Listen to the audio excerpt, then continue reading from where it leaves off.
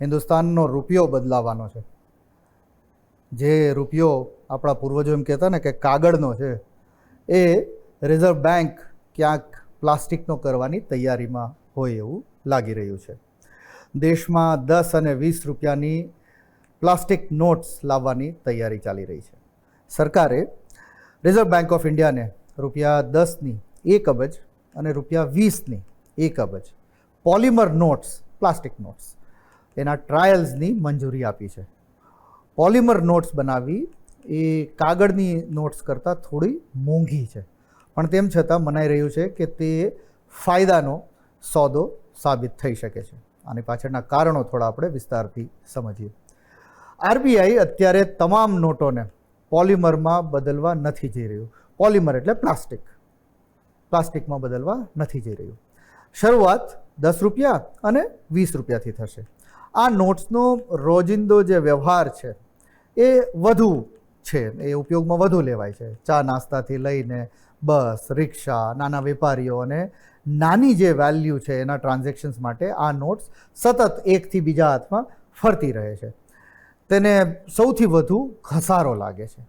અહીં જ પ્લાસ્ટિકની ડ્યુરેબિલિટીનો સૌથી જેને કહેવાય કે એક સારો ટેસ્ટ થઈ શકશે. પોલિમર બેંક નોટ્સ ખાસ પ્રકારના એક ડ્યુરેબલ પ્લાસ્ટિક ફિલ્મમાંથી બનાવવામાં આવે છે. તે પાણી, ગંદકી, ફાટી જવું અને સામાન્ય વેર એન્ડ ટેર સામે પેપર કરન્સી કરતાં વધુ ટકાઉ હોય છે. આ નોટની જે લાઈફ છે એ પેપર નોટ કરતાં અંદાજે 2.5 થી 4 ગણી વધારે હોઈ શકે છે.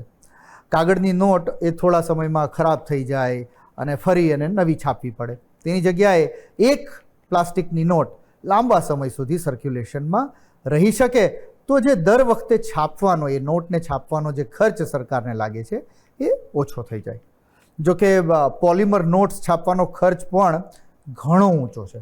ભારતમાં 10 રૂપિયાની અને 20 રૂપિયાની કાગળની નોટ છાપવાની કિંમતનો છેલ્લો જે ઓફિશિયલ આંકડો 2018-19ના વર્ષનો મળે છે.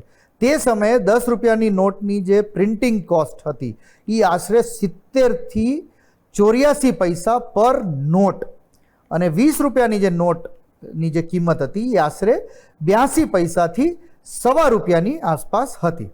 નોટની જે ફેસ વેલ્યુ છે એની સરખામણીમાં આ કિંમત આમ તો બહુ નાની કહેવાય, પણ જૂની નોટ પાછી ખેંચવી અને સોર્ટ કરવી અને ડિસ્ટ્રોય કરવી અને નવી નોટ સર્ક્યુલેશનમાં મૂકવી, આ આખી લાઈફ સાયકલ કોસ્ટ પણ પેપર નોટ્સ સાથે જોડાયેલી એક આખી કોસ્ટ છે. પોલિમર નોટની સૌથી મોટી જે ખામી એ છે શરૂઆતની એની કિંમત છે. ભારત માટે પોલિમર નોટની એક્ઝેક્ટ પ્રોડક્શન કોસ્ટ હજી નક્કી નથી થઈ, કારણ કે હજુ આખી સમગ્ર પ્રક્રિયા એના ઇનિશિયલ સ્ટેજમાં છે.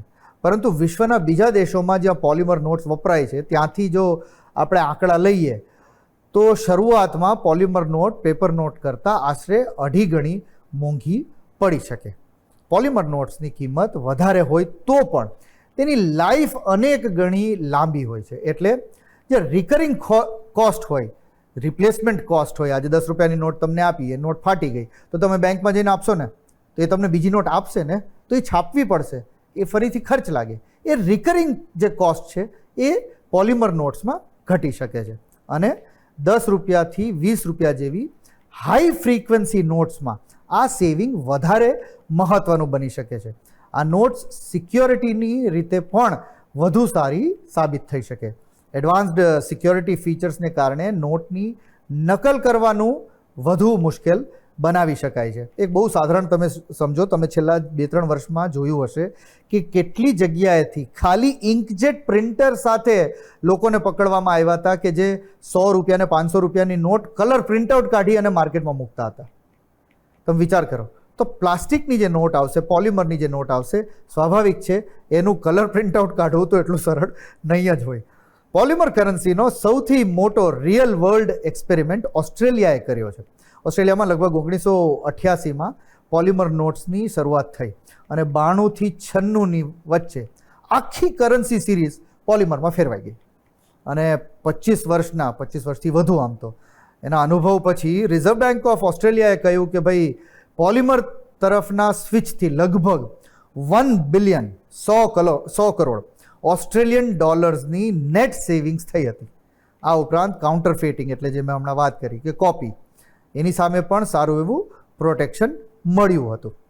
પોલિમર નોટ્સ એટલે મોંઘી નોટ પરંતુ લાંબુ જીવન.